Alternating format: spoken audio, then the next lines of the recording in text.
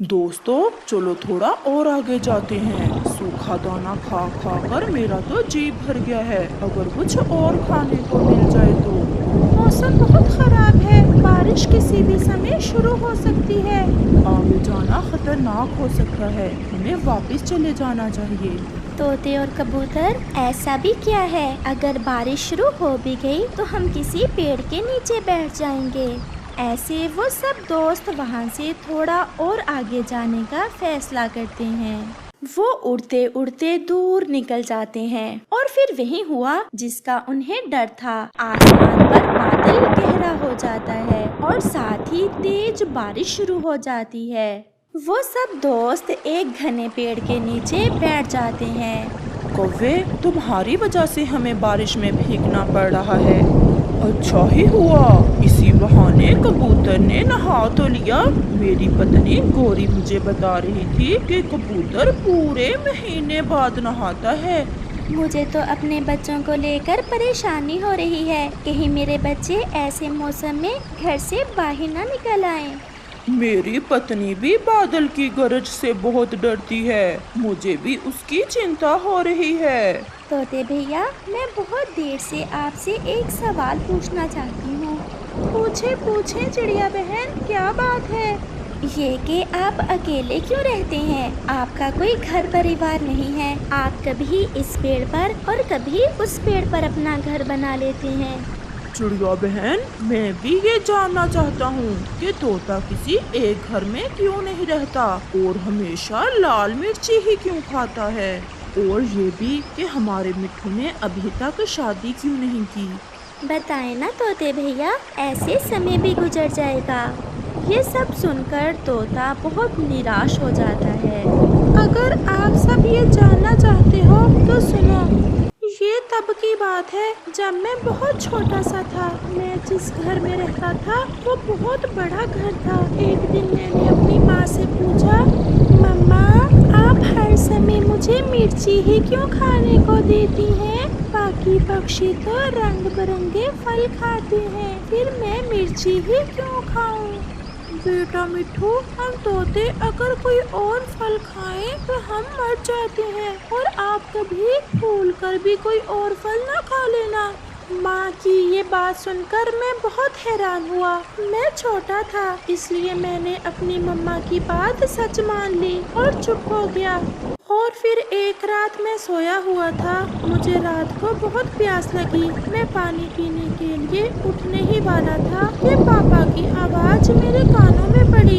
अब मिट्ठू बड़ा हो गया है। अगर इसे किसी ने बता दिया कि मिट्ठू हमारा बेटा नहीं है तो सारा खेल खराब हो जाएगा। कौन बताएगा? इस राज का तो सिर्फ भुट्टी चील को पता है, और वो पहाड़ों पर रहती है।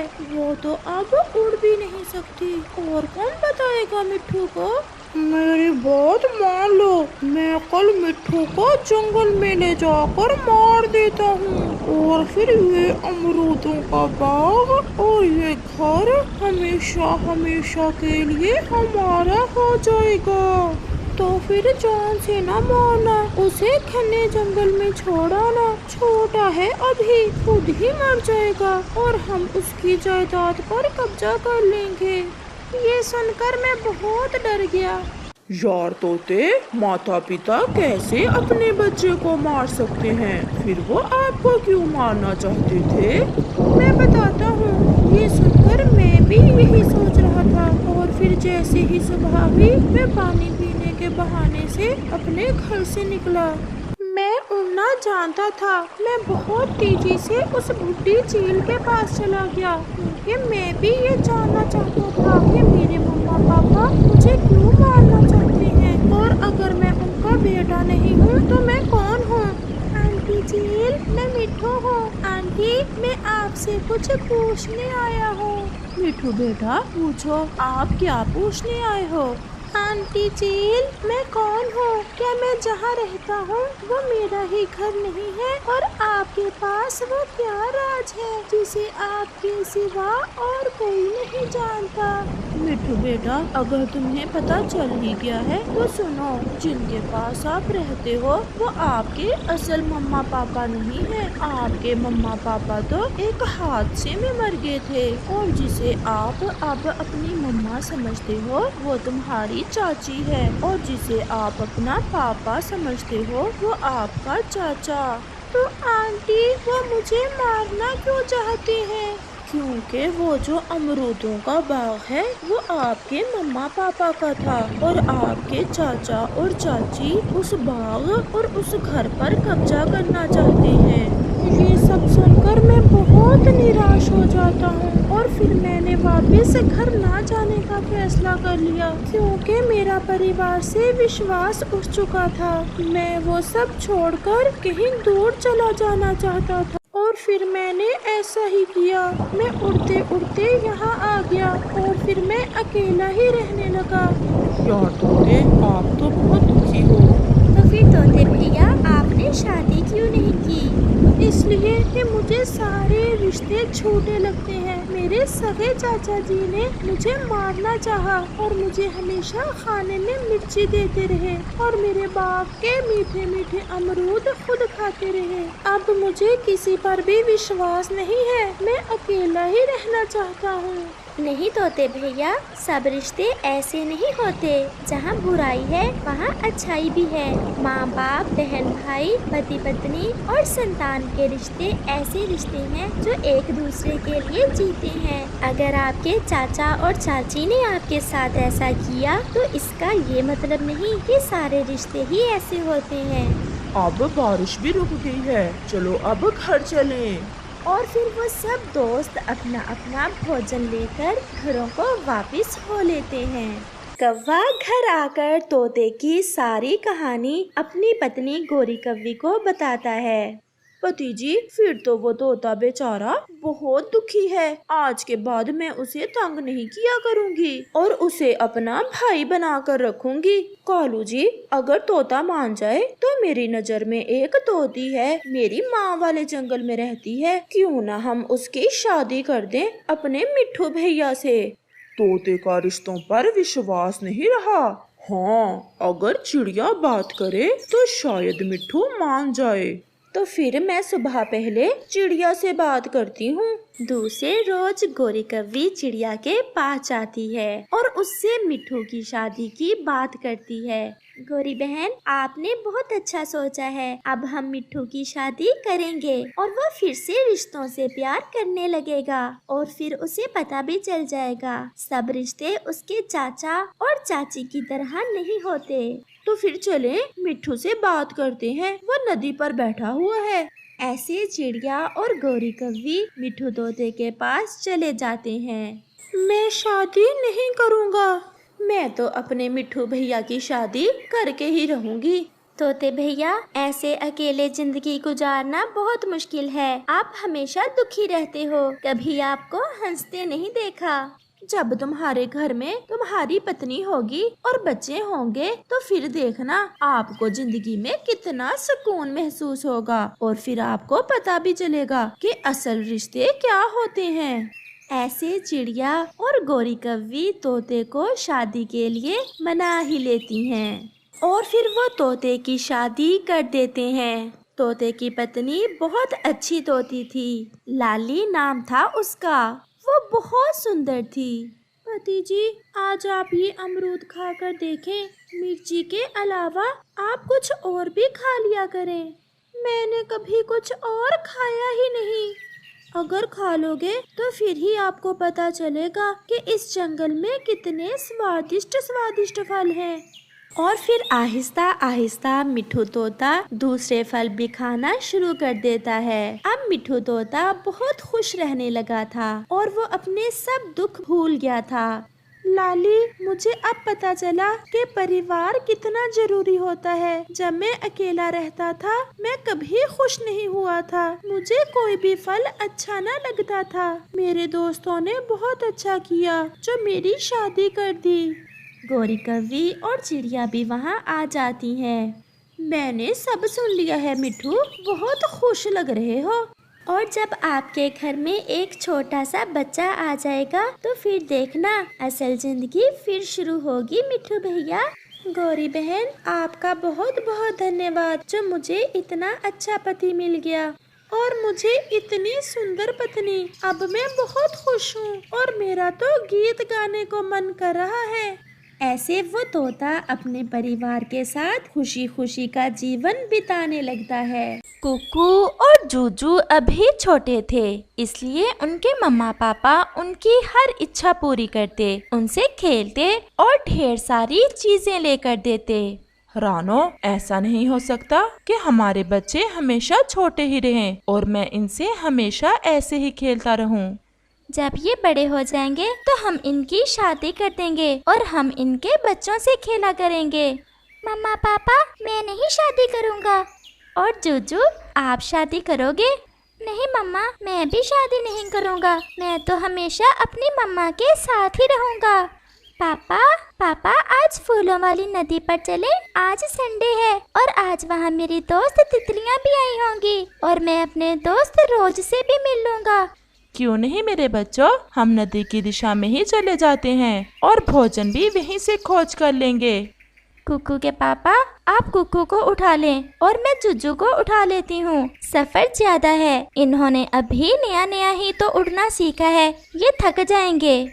फिर वो परिवार नदी की दिशा में चला जाता है। पापा, इस नदी का पानी इतना नीला क्यों है? ये नदी बहुत गहरी है, इसी कारण इसका पानी नीला दिखता है। मम्मा ये पहाड़ कितने बड़े होते हैं। मम्मा, जब मैं बड़ा हो जाऊंगा तो मैं इन पहाड़ों पर अकेला ही आ जाया करूंगा।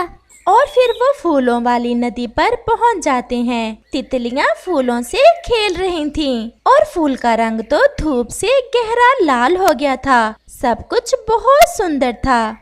आगे हो दोस्त। मैं आ गया, परंतु आप इतने उदास क्यों हो? क्योंकि 2 दिन बाद मेरी पंखुड़ियां सूख जाएंगी और मेरा शरीर खत्म हो जाएगा। मैं ये दुनिया छोड़कर नहीं जाना चाहता। ये सुनकर तो कुकू भी उदास हो जाता है। छोटे रोज, आप ऐसे निराश ना हो, जो आया है उसे लौट कर भी जाना है और जो सुगंध आप इन फिजाओं में बखेर जाओगे वो तो हमेशा बाकी रहेगी। चाहे आपकी जिंदगी 2 दिन की है और कांटे हमेशा रहते हैं, परंतु हर कोई फूलों से प्यार करता है और कांटों से दूर रहता है। मर जाने के खौफ से आप जीते जी मरे हुए हो। जो जिंदगी है उसे तो खुशियों से जी लो। चिड़िया की ये बातें सुनकर वो फूल खुश हो जाता है। आपने ठीक कहा आंटी, कांटे बनकर हमेशा रहने से बेहतर है मैं फूल बनकर 2 दिन ही जी लूं। पापा, क्या आपको अपने मम्मा पापा कभी याद आते हैं? हम तो आपके बिना एक दिन भी जी नहीं सकते और आप अपने मम्मा पापा के बिना कैसे जी लेते हैं? जूजू, मेरे बच्चे, जब मेरे मम्मा पापा इस दुनिया से गए तो मैं समझा था कि मैं जी नहीं पाऊंगा, मैं भी उनके साथ ही मर जाऊंगा। और जैसे जैसे समय गुजरता गया और फिर जब आप मेरे पास आ गए तो मुझे इतनी खुशियाँ मिली कि मुझे अपने सारे दुख छोटे लगने लगे। कुकू और जुजू, अब चले, बहुत खेल लिया, अब हमें भोजन लेकर घर जाना है। मुझे जाकर घोंसले की मरम्मत भी करना है। मम्मा, आप सारा दिन काम करते थकती नहीं है?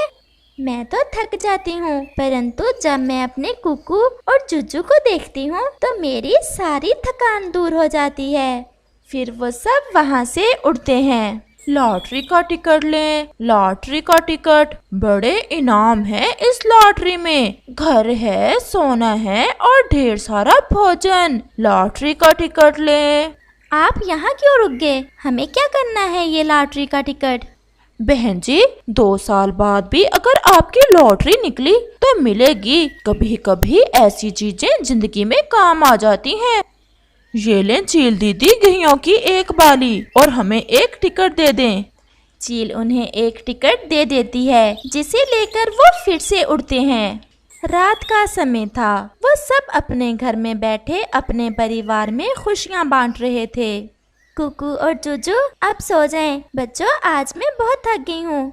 फिर ऐसे वो सब सो जाते हैं। फिर ऐसे ही 1 साल गुजर जाता है और अब कुकू और जूजू बड़े हो गए थे। वो तो अच्छे से उड़ सकते थे, वो बहुत तेज उड़ते थे। एक दिन जूजू जब घर आता है तो उसके साथ एक सुंदर सी चिड़िया थी। बेटा, ये चिड़िया कौन है? मम्मा, ये मेरी पत्नी है। मुझे झरने पर मिली थी ये चिड़िया। शर्मीली है इसका नाम। परंतु बेटा, अगर हमें पहले बताया होता तो हम अपने पंखों से आपकी शादी करते। पिताजी, समय ही नहीं मिला। मुझे तो देखते ही जूजू जी ने शादी कर ली मुझसे। मैंने तो इन्हें कहा था कि मेरा तो परिवार है नहीं, आप अपने मम्मा पापा को तो बुला लें। मम्मा पापा, अब मैं बड़ा हो गया हूँ ना, अब मैं सब काम कर सकता हूँ। अच्छा अच्छा, ठीक है। शर्मीली बेटा, आज से ये घर आपका ही है। ना आंटी जी, ये घर तो बहुत छोटा है, हम अलग से घर बना लेंगे। मेरी बात हुई थी जूजू जी से। हाँ मम्मा, मैंने शर्मीली को वचन दिया था कि मैं इसे अलग से घर बना कर दूंगा। मम्मा, मैं आपकी खुशी से अलग घर बनाना चाहता हूँ, मैं आपको निराश नहीं करना चाहता। तो क्या हमें छोड़ दोगे मेरे बेटे? नहीं मम्मा पापा, मैं हर रोज आपके लिए भोजन भी ले आया करूँगा और आपसे मिल भी जाया करूँगा। अब हम जाएं मम्मा? जाएं बेटा, आपकी खुशी में ही हमारी खुशी है। ऐसे जूजू अपने मम्मा पापा को छोड़कर अलग घर बनाने चला जाता है। अरे कुकू, तुम यहाँ बैठे हुए हो और तुम्हारे बड़े भाई ने तो शादी भी कर ली है और उसने तो अपने लिए अलग से घर भी बना लिया है। मुझे तो पता ही नहीं चला गौरी आंटी। चलता भी कैसे?